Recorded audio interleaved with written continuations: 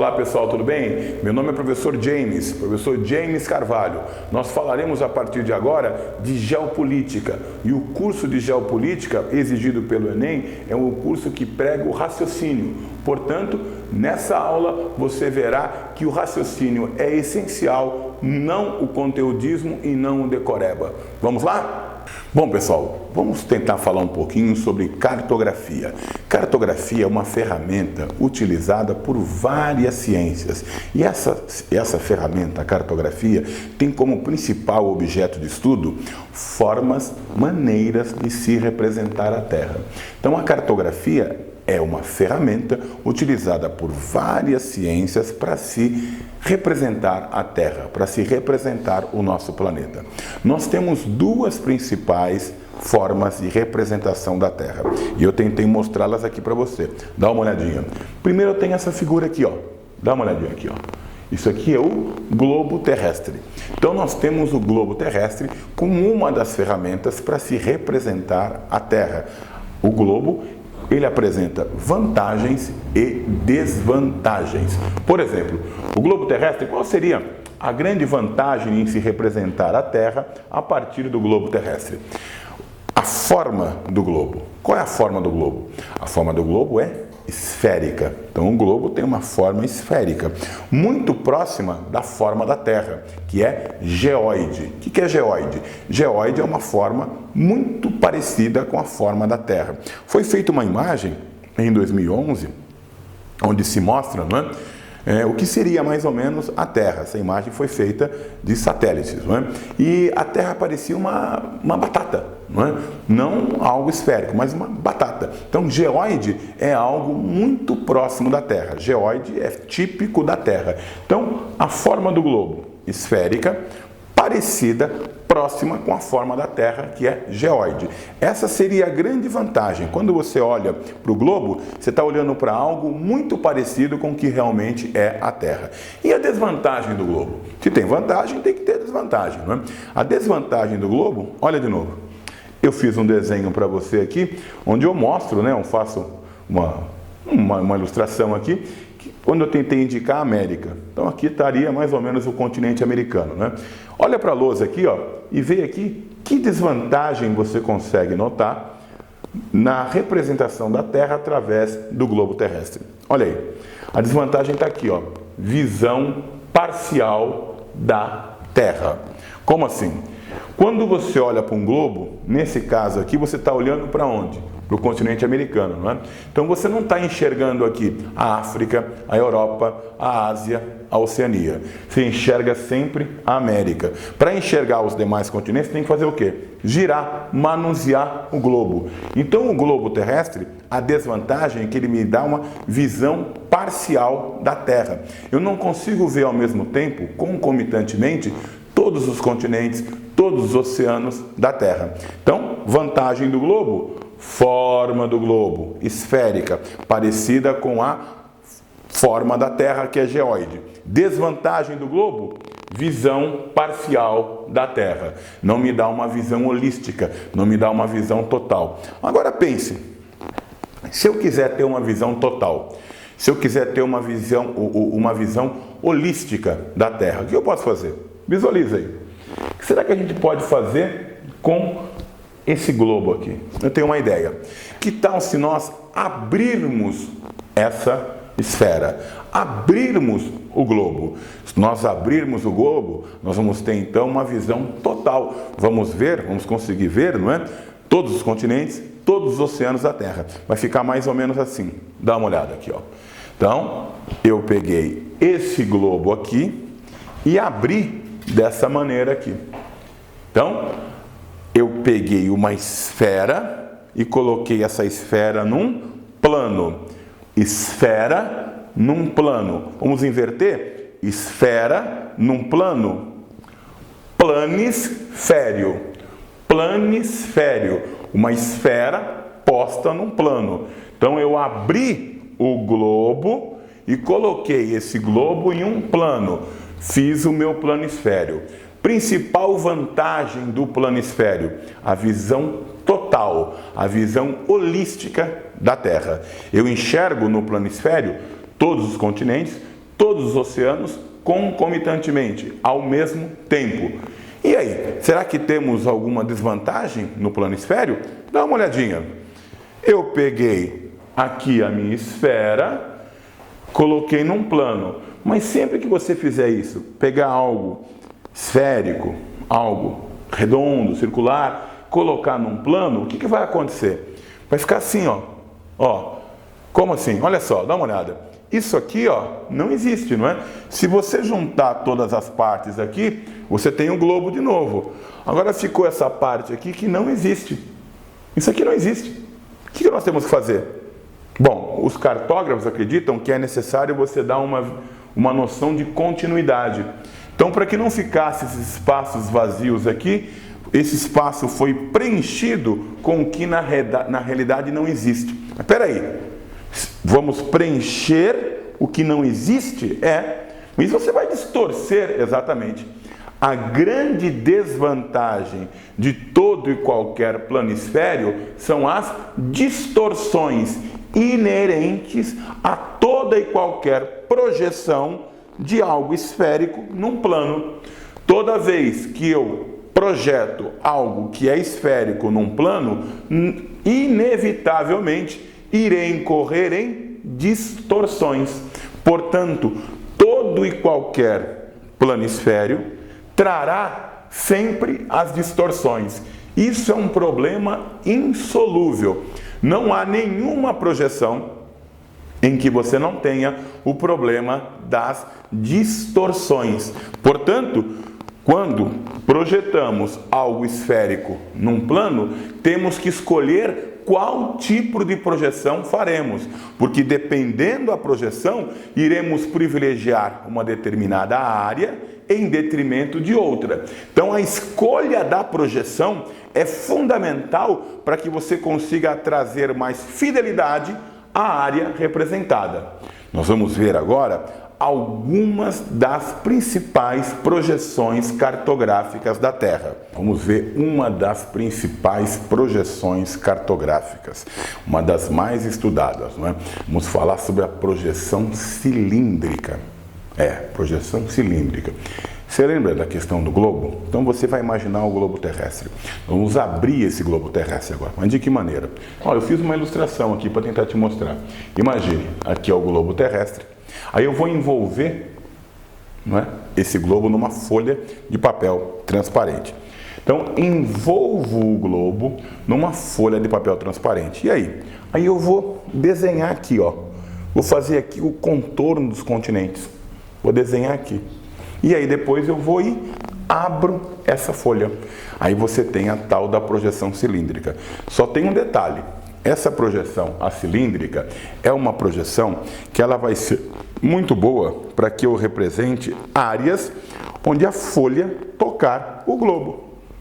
Então, a projeção cilíndrica é ideal para se representar áreas próximas à linha do Equador. Dá uma olhada aqui, Então imagina, eu envolvi o globo nessa folha, a folha vai tocar inteiramente o globo aonde? Nessa área aqui, não é? A área próxima ao Equador. A região dos polos, ou a partir do Trópico de Câncer ao norte e a partir do Trópico de Capricórnio ao sul, começará a ocorrer o quê? A curvatura da Terra. Aí a folha não vai tocar o globo.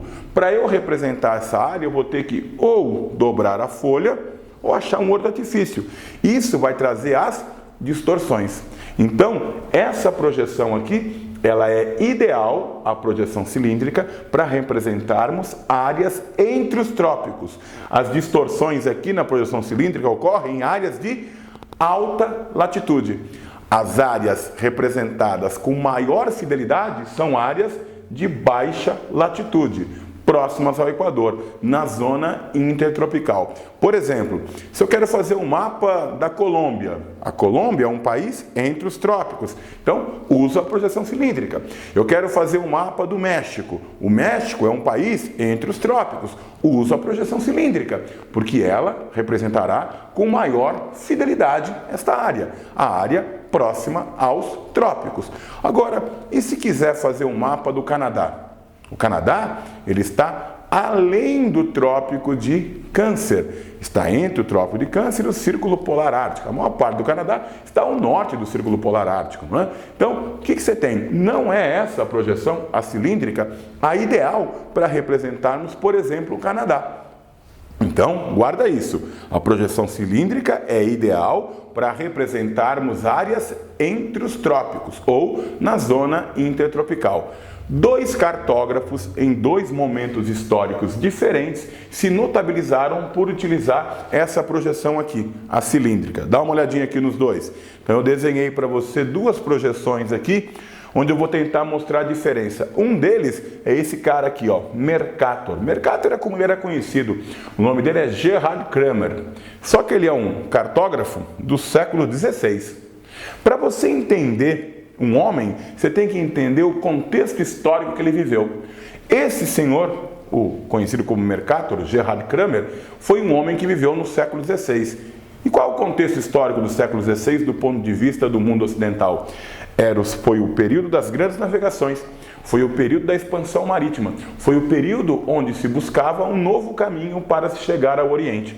E quais foram os países que foram pioneiros? Aliás, qual foi o país que foi pioneiro nesse processo? Foi Portugal. Portugal acreditava que chegaria ao Oriente contornando o continente africano. Ele chamava isso de circunnavegação, não, de périplo africano. Périplo africano é como Portugal chamava a tentativa de chegar até o Oriente contornando o continente africano. Então, o que interessava para Portugal eram os contornos dos continentes. Dentro deste ponto de vista, o cartógrafo Mercator, ou Gerhard Kramer, ele fez uma projeção onde ele privilegiava os contornos, as formas dos continentes. A projeção do Mercator é uma projeção conforme e eurocêntrica, isto é, a Europa está no centro. Se você pegar uma projeção do Mercator, que foi essa que eu tentei desenhar, que é a que você mais conhece, aliás, você verá o seguinte: os países do hemisfério norte estão supervalorizados. As formas dos continentes estão perfeitas, mas a área não. Para você ter uma ideia, a Groenlândia, que está aqui, ela é 7 vezes menor do que a América do Sul. Mas não é isso que está dito aqui, não é? Nesse meu desenho aqui, a Groenlândia está com uma área muito maior do que realmente ela é. Por quê? Porque a Groenlândia está distorcida. Distorcida em quê? Na sua forma, na sua área. A Groenlândia aqui tem uma área supervalorizada. As formas aqui do Mercator, as formas do continente, traçadas pelo Mercator, estão perfeitas. A área não. A área está distorcida. Diferente do que fez o Peters. Olha aqui. Arnold Peters, esse cartógrafo já é da segunda metade do século XX. Nós estamos falando aí num outro contexto histórico. Nosso amigo Mercator, século XVI. O Peters, século XX. Qual é o contexto histórico da segunda metade do século XX? É o período da Guerra Fria, da bipolaridade, onde as superpotências Estados Unidos e União Soviética disputavam a hegemonia mundial. Nesse contexto, o mundo era dividido em primeiro mundo, os países capitalistas aliados dos Estados Unidos, segundo mundo, os países do socialismo real aliados à União Soviética, e havia um grupo de países que não se encaixava nem no primeiro, nem no segundo mundo. Eles formaram, em 1955, na Conferência de Bandung, na Indonésia, o Bloco dos Não Alinhados, que não se alinhavam nem ao primeiro, nem ao segundo mundo. Eles formaram o chamado Terceiro Mundo. E o que o Terceiro Mundo tem em comum? O Terceiro Mundo tem em comum o subdesenvolvimento, dependência econômica e desigualdade social. Mas o que isso tem a ver com o mapa? Tem a ver que esse mapa do Peters, olha só, ele privilegia a área e não as formas. Dá uma olhada aqui, ó. Você consegue ver como a América Latina está muito mais valorizada em relação à projeção do Peters. Olha a Groenlândia, que pequenininha que está, não é? Porque é essa a área dela. Aqui ela está supervalorizada, porque nesse mapa eu privilegiei as formas, nesse aqui eu privilegiei as áreas. Nesse mapa, então, estão muito bem representadas a América Latina e a África, países subdesenvolvidos no contexto da Guerra Fria. Então, essa projeção aqui é uma projeção equivalente. Equivalente ao quê? A área. Então, Peters privilegia a área. Mercator privilegia as formas. Todos dentro da projeção cilíndrica. Bom, pessoal, vamos agora falar um pouquinho sobre outras duas projeções cartográficas. Você sabe, as projeções cartográficas são formas de se representar uma esfera num plano. E todas elas trarão um problema insolúvel, que são as distorções. Toda e qualquer projeção cartográfica trará distorções. Não há como você evitar, tá ok? Você já viu a projeção cilíndrica, que é aquela que privilegia áreas localizadas entre os trópicos de Câncer e Capricórnio. Agora você verá outras duas projeções, a projeção cônica e a projeção azimutal, também chamada de plana ou polar. Dá uma olhadinha aqui. Tentei desenhar para você a projeção plana. Então você tem aqui o globo, né? O globo terrestre. Aí você vai pegar um cone e colocar em uma das extremidades desse globo. No caso aqui eu coloquei do lado norte. Então eu peguei o cone e coloquei ele do lado norte. Aí eu pergunto a você, que parte desse cone tocará o globo? E ao tocar esse globo é onde eu terei a maior fidelidade na representação do espaço. Olha lá. Então aqui está o globo. Aí eu peguei um cone, coloquei sobre o hemisfério norte e quero saber que parte no caso, hemisfério norte, será tocada por esse meu cone. Eu acho que você percebeu, não é? É a área que vai do trópico de Câncer, 23 graus norte, ao círculo polar ártico. Trópico de Câncer, 23 graus norte, ao círculo polar ártico, 66 graus norte. Isso porque eu coloquei o cone no hemisfério norte.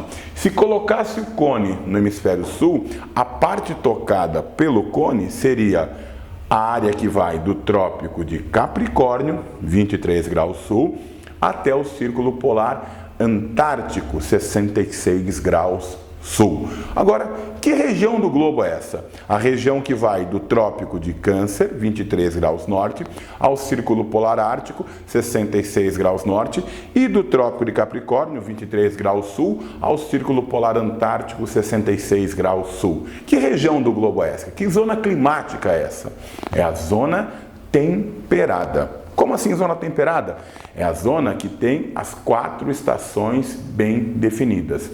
Então, aquela imagem que você tem, o inverno muito frio, verão muito quente, primavera, flores, outono, queda das folhas, é típica de regiões de clima temperado.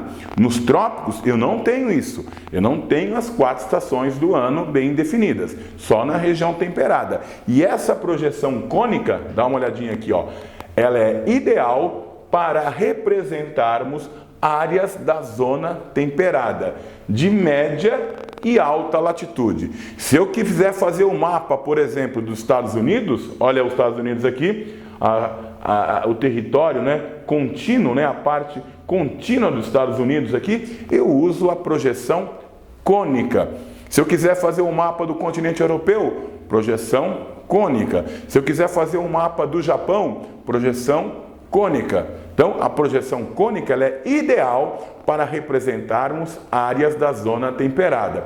Consequentemente, você vai ter dentro da cartografia um acervo muito grande de projeções cônicas. Por quê? Porque os países que estão na zona temperada, que eu citei, Estados Unidos, Europa Ocidental e Leste Europeu, Rússia, Japão, são países de grande produção científica. E se esses países produzem em larga escala, não é? vão produzir utilizando-se da projeção cônica, não da cilíndrica. A projeção cônica é bastante utilizada porque ela retrata com maior fidelidade os países da zona temperada, tanto norte, principalmente da zona norte da Terra. Então, projeção cônica é aquela que retrata com grande fidelidade as áreas da zona temperada da Terra. Aí eu tenho a última das projeções, das básicas, que nós vamos estudar. Dá uma olhadinha aqui. É essa daqui. Que projeção é essa? Azimutal, polar ou plana. Projeção azimutal, polar ou plana. Como que é essa projeção aí? Dá uma olhada. Eu peguei o globo agora, tá vendo aqui, ó, e coloquei sobre uma folha. Coloquei o globo sobre uma folha. E aí? E aí eu tracei aqui, na cor rosa, os paralelos. Aqui é o principal paralelo da Terra, a linha do Equador. Tracei aqui, na cor amarela, os meridianos. Notem que nesse meu desenho, hemisfério norte, hemisfério sul. O globo tocou a folha aqui, ó, no hemisfério sul. E aí? E aí que é daqui que eu vou traçar os paralelos e traçar os meridianos. Os meridianos serão linhas que partirão de um ponto que toca a folha, no caso aqui, não é? O centro do Polo Sul, o centro da Antártida, e partirão em direção ao infinito. Essas linhas que eu fiz aqui são os meridianos. Então, os meridianos, pontos que partirão de onde o globo tocar a folha em direção ao infinito. E os paralelos? Os paralelos serão círculos concêntricos. Como assim círculos concêntricos? Círculos em volta do centro. E a partir daí eu vou conseguir traçar os pontos. Por exemplo, tá vendo esse ponto aqui? Olha onde ele está no globo. O que eu faço? Pego o paralelo que ele está, pego o meridiano e traço o azimute. Daí o nome, projeção azimutal. Essa projeção, ela é muito boa para você medir as reais distâncias entre os pontos. Por quê? Nesse meu exemplo, eu coloquei aqui o centro da Antártida. Mas eu poderia colocar, desenhar um mundo, tendo como referência São Paulo, a cidade de São Paulo. Ponho a cidade de São Paulo no centro e desenho o mundo em volta. E qual a vantagem disso? A vantagem disso é que você vai calcular a real distância entre São Paulo e os demais localidades com mais precisão. Porque São Paulo está no centro, eu desenho o mundo em volta. Você quer ver só um exemplo de uma projeção que você conhece? O símbolo da ONU. O símbolo da Organização das Nações Unidas, a ONU, é uma projeção polar. Por quê? Ele pega o polo norte e desenha o mundo todo em volta. E qual é o objetivo disso? Dar uma isonomia, né? Mostrar que a ONU tenta passar uma isonomia, porque ela não privilegia nenhum dos países, nenhum dos hemisférios. A projeção que a gente está acostumado a ver, né? O norte em cima e o sul embaixo, isso não tem o menor sentido, não é? Por que desenhar sempre o norte em cima e o sul embaixo? Por uma questão de que alguns entendem, né? Quem desenha o norte em cima quer dizer que quem manda está em cima, quem obedece está embaixo. A ONU, para evitar esse tipo de coisa, ela fez o quê? Colocou o Polo Norte e em volta desenhou o mundo. Projeção plana ou polar. Essa projeção, então, é ideal para que companhias aéreas, para que forças armadas, enfim, tracem rotas de navegação aérea ou marítima. Então, se você vir numa questão, qual a melhor projeção para se traçar rotas marítimas ou aéreas? Projeção polar, projeção plana, tá? Porque a partir de um ponto você desenha o resto do mundo em volta desse plano, tá ok? Essas são então as 3 projeções cartográficas mais utilizadas que temos. Bom, pessoal, vamos tentar discutir agora um outro campo da cartografia, que são os mapas, não é? Nos mapas você tem que saber diferenciar entre um mapa e um desenho. Mapa e desenho são coisas diferentes. O mapa precisa ter um título, o mapa precisa ter convenções. O que são convenções? Quando você usa uma cor no mapa, você tem que usar essa mesma cor na legenda. Quando você usa uma estrelinha no mapa, você tem que dizer o que essa estrelinha Quer dizer, quando você usa a cor azul significa normalmente água. Quando você usa a cor verde, normalmente quando o mapa é de vegetação, não é? Você está falando da flora. Então, isso são convenções. Além do título, além das convenções, tem que ter uma legenda para você ler o mapa e precisa ter também uma escala. Essa é a diferença entre o mapa e um desenho. Agora, você tem mapas e mapas, não é? Por exemplo, tem esse mapa que eu desenhei aqui para você, ó. Olha o título dele, ó. Divisão Política Administrativa do Brasil. Isso aqui é um mapa político, é um mapa o quê? Que dá nome aos espaços, não é? Então, esse mapa é do Brasil. Então, esse é o território do Brasil, terras contínuas mais as ilhas oceânicas. Aí eu coloquei aqui também o quê? Que é uma divisão política administrativa. E essas cores indicam o quê? As diferentes macro-regiões do Brasil. Em verde, a região norte, em vermelho a região centro-oeste, em laranja a região sul, a região rosa, a região sudeste eu coloquei na cor rosa e o nordeste na cor branca. Notem que eu coloquei a sigla dos estados. Ele tem um título, mas não tem legenda, porque ela por si só se explica. Talvez poderia ter posto uma escala, mas não foi necessário.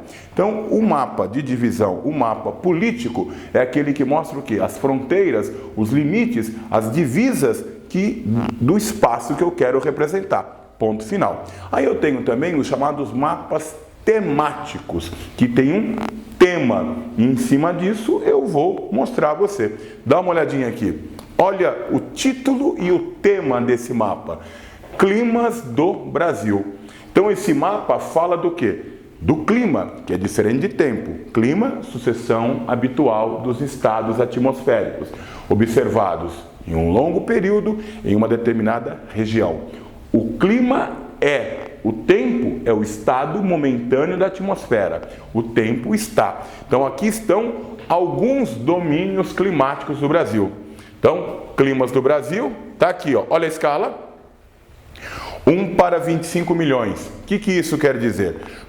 Toda a escala é dada em centímetro. Então aqui está dizendo que 1 centímetro do mapa equivale a 25 milhões de centímetros na realidade. O que você tem que fazer? Quer transformar isso aqui para você ficar mais próximo de uma realidade que você conhece? Transforma isso em metro ou em quilômetro. Como é que faz? Você vai pegar, para transformar em metro, corta 2 zeros. Aí como é que fica? 1 centímetro é igual a 250 mil metros.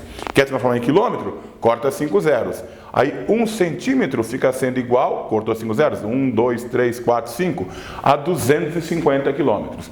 Nome dessa escala? Escala numérica. É aquela que te dá a relação entre área representada e realidade com números. Escala numérica, 1 para 25 milhões. Não é? Quanto maior for o denominador aqui, menor será a escala. A escala é maior e maior em relação ao quê? Ao detalhamento da área. Quando você tem um denominador pequeno, quer dizer que a área foi diminuída poucas vezes. Então você vai ter um melhor detalhamento da área. Escala numérica, 1 para 25 milhões. E eu desenhei também aqui a escala gráfica. Cada pedaço aqui, ó, cada espaço aqui tem 1 centímetro. Então, aqui eu tenho 0, 2 centímetros é igual a 500 quilômetros. Como a base de uma escala é sempre 1 centímetro, então se 2 centímetros equivale a 500, 1 equivale a 250. Então as duas escalas estão dizendo a mesma coisa, que cada centímetro no meu mapa equivale a 250 quilômetros. Mapa tem que ter escala. E o mapa tem que ter convenção. Essa cor vermelha, olha ela aqui. Essa cor branca, ela está aqui. Essa cor azul, ela está aqui. Isso é a legenda que eu uso para ler um mapa. Então, nesse mapa de clima, está dizendo o seguinte: essa área na cor vermelha, que está aqui, o clima é equatorial úmido. Isto é, chuvas excessivas do tipo convectivas e altíssimas temperaturas. Essa aqui é a área da massa equatorial continental. Clima subtropical, está na cor amarela. Esse clima é marcado por chuvas regulares bem distribuídas, invernos muito rigorosos em função da passagem da massa polar atlântica, e é a região que eu tenho a maior amplitude térmica, isto é, a maior diferença entre a máxima e a mínima temperatura. Aqui, ó, no azulzinho, é o clima tropical úmido ou litorâneo, é um clima marcado por chuvas suficientes, não é? E concentradas no inverno. Por que as chuvas ocorrem no inverno aqui? Devido ao encontro da massa polar atlântica com a massa tropical atlântica, são as chamadas chuvas frontais. Em branco é o clima semiárido, quase seco. É a região de menor índice pluviométrico do Brasil. É a região que eu tenho um período da estiagem, isto é, que não chove. A temperatura é altíssima. Aqui é a região do polígono da seca. Tropical continental, nessa parte que eu não pintei aqui, é marcado por verões úmidos e invernos secos. E aqui, ó, na parte laranja, é o clima tropical de altitude. É um clima que tem invernos mais rigorosos do que o clima tropical continental, devido à maior altitude. Então isso aqui é um mapa temático, que tem um tema, mapa político e mapa temático. Vamos discutir dois temas dentro da cartografia. Vamos discutir com você curvas de níveis e vamos discutir com você a questão da escala. Quando falamos em curva de nível, é uma das formas que a cartografia tem de representar as diferentes altitudes. Normalmente, os geógrafos, os cartógrafos representam as diferentes altitudes pelas cores, não é? Então, áreas claras, baixas altitudes, áreas mais escuras, altas altitudes. É comum você ver o princípio das cores para representar altitudes. E quando você não dispõe das cores, o que você faz? Você utiliza as curvas de níveis. O que são curvas de níveis? São pontos, são áreas, são linhas que são traçadas que têm a mesma altitude. Então, quando você vê uma área traçada, você vai ver sempre um número ao lado dela. Isso representa o quê? A sua altitude. Quer ver só? Fiz um esqueminha para você. Imagina isso aqui, ó. Isso aqui é uma forma determinada de relevo qualquer. Então, eu fiz um esboço aqui, o que seria um monte de mais ou menos 500 metros de altitude. Então, o que eu quero fazer? Eu quero representar esse monte num plano. Olha o que eu faço. Eu vou traçar uma linha aqui, ó, onde vou unir todos os pontos que tem 0 metro de altitude, que estão no nível do mar. Está aqui, ó. Depois eu vou traçar uma outra linha, onde os pontos têm 100 metros de altitude. Depois eu vou traçar uma outra linha, onde os pontos têm 200 metros de altitude. 300 metros de altitude, 400 metros de altitude e 500 metros de altitude. Então, cada uma das linhas, ela une pontos com as mesmas altitudes. Olha o que eu vou fazer depois. Depois eu vou pegar essas linhas e jogar no plano. Olha como é que fica. 0 metro, então tá aqui, ó, calculo o perímetro aqui, pronto. Essa linha aqui, ó, é a linha do 0 metro de altitude. Aí vem a linha dos 100 metros, tá aqui 100 metros, jogo aqui, olha o perímetro dela, pronto. Está aqui a área de 100 metros de altitude. A mesma coisa eu vou fazer com 200 metros, com 300 metros, com 400 metros e assim por diante. Note o seguinte, aqui, ó, o espaço entre as curvas de nível ficou muito menor. Quando você vir isso no mapa, entenda o seguinte, áreas onde as curvas de nível estão muito próximas umas às outras, são áreas o quê? Íngremes, de grande altitude. Então você tem curvas de nível muito próximas umas às outras, são áreas íngremes de grande altitude. Quer ver só? Onde seria o ideal aqui para se instalar uma antena de rádio e transmissão de TV? Aqui, ó, nessa área. Por quê? Porque a altitude é mais elevada. Como é que você sabe que a altitude é mais elevada aqui? Há um número indicando e a proximidade das linhas. Então aqui é uma área ideal para eu instalar uma antena de transmissão de rádio e TV. Onde seria uma área ideal para eu produzir gênero agrícola? Aqui, ó, nessa área. Por quê? Aqui é uma região de baixa altitude, de 0 a 100 metros. As curvas de níveis estão espaçadas. Onde seria o ideal aqui para eu construir uma usina hidrelétrica? Aqui. Por quê? O rio que nasce aqui vai chegar aqui com uma grande torrencialidade. Então a interpretação de um mapa de curva de nível é essencial para você tirar ideias concretas sobre uma área. Então a altitude influencia direto. Pode ser que o cara te dê essa questão, ele te dê esse perfil e peça as curvas. Ou pode ser o contrário. Como assim? Ele te dá uma linha ou as curvas, faz um corte e pede para você traçar o perfil. Olha como é que seria, ó. Ficaria mais ou menos assim. Você está vendo aqui, ó? Olha só. Você tem aqui, ó, as curvas de nível, não é? E a altitude dela, 100, 200, 300 e 400. Eu quero traçar um perfil. O que eu faço? Eu faço um corte aqui, ó.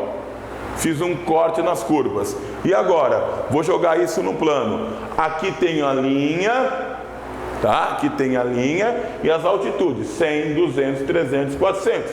Mesmas altitudes daqui. Vamos ver. Aqui é a linha do 100. Quantas vezes a linha do 100 corta essa linha laranja? Vamos ver, ó. 1, 2, 3 e 4. Vamos repetir, ó. Essa linha do 100 corta 1, 2, 3, só 3, perdão. 1, 2, 3. 3 vezes a linha do 100 corta a minha linha laranja. E aí o que você faz? Cortou aqui, joga ela no 100. Cortou aqui, joga ela no 100. Cortou aqui, joga ela no 100. E a de 200? Vamos ver? Olha a de 200. 1, 2, 3. O que você faz? Pega aqui, joga ela no 200. Cortou aonde? Aqui, perdão, aqui, joga ela no 200. E assim por diante, ó. Joga ela no 200.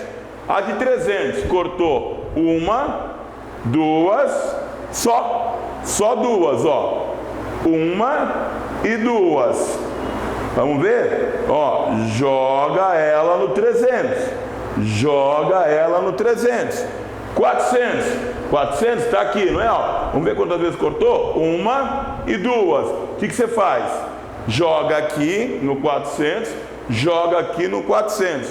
Aí o que eu fiz? Desenhei aqui, tá vendo? Ó, preenchi e formei o perfil dessa área. Então pode ser que ocorra isso. O cidadão mostra o que para você? Te dá as curvas e pede o perfil. Ou se não, te dá o perfil e perde a curva. Outra coisa também que ele pode te cobrar é a questão da escala. O que é escala? Escala é a relação, a proporção entre o tamanho real de uma área e sua representação. A proporção entre o tamanho real de uma área e sua representação é a escala. A base de uma escala é sempre 1 centímetro. 1 centímetro é quanto que uma escala indica. Quanto que vale 1 centímetro no mapa? Na realidade, eu faço isso de duas maneiras. Tem a escala numérica, que me diz essa relação com números, e tem a escala gráfica, que me diz essa relação com um pequeno gráfico. Dá uma olhada no que está escrito aqui, ó. Esse 1 quer dizer o quê? 1 centímetro. Esses dois pontos querem dizer o quê? Está para. Então, ó, 1 centímetro está para 15 milhões de centímetros.